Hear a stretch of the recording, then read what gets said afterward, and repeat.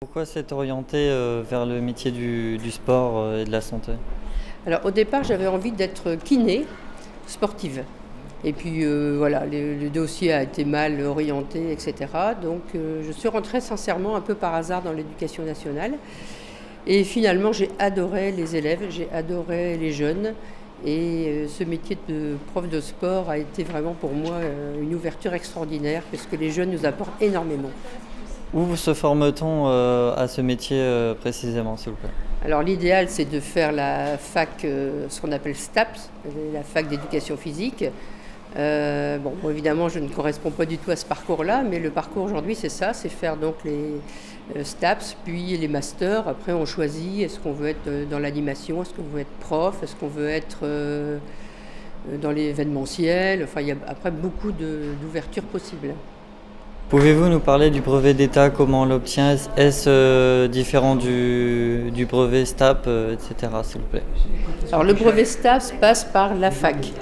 On doit démarrer par la fac et ensuite on se spécialise en faisant Master 1, Master 2. Donc ça c'est le plus classique. Maintenant, si vous êtes bon dans un sport particulier, vous pouvez en effet passer par le brevet d'État, ça vous serez moniteur de sport. Il y a deux niveaux, il y a le niveau 1, niveau 2.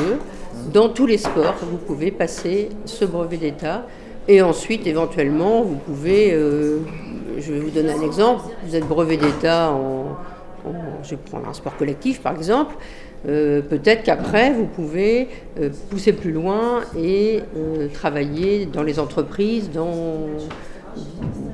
avec ce brevet et ça vous donne une porte beaucoup plus ouverte, quoi. Quel genre de public pouvez-vous toucher à part les collégiens avec le diplôme? Les maisons de retraite, tous les centres de jeunes. Après, on peut aussi suivre un cursus très spécialisé. Par exemple, si vous êtes bon en basket, vous pouvez devenir prof uniquement en basket. Donc tous les clubs sportifs. Le sport est ouvert à énormément de choses.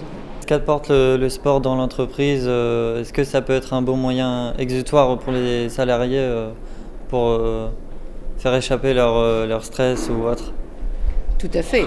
Quand tu parles du stress, je pense que tu as tout à fait raison parce que on intègre de plus en plus le sport dans les entreprises. Il y a différentes raisons. La première, c'est en effet se vider la tête, comme on dit, déstresser. Donc le midi, quand on peut aller faire une heure de sport et que toute la journée on est complètement, je veux dire, à la bourre vulgairement, le sport fait un bien fou. Et ensuite, le sport, c'est aussi ça peut créer un esprit d'équipe. C'est une façon de se voir autrement, de réagir autrement sur ce qu'on vit toute la journée. Donc en fait, on se vide vraiment la tête et c'est vraiment un travail ensemble, quoi. Ah, merci.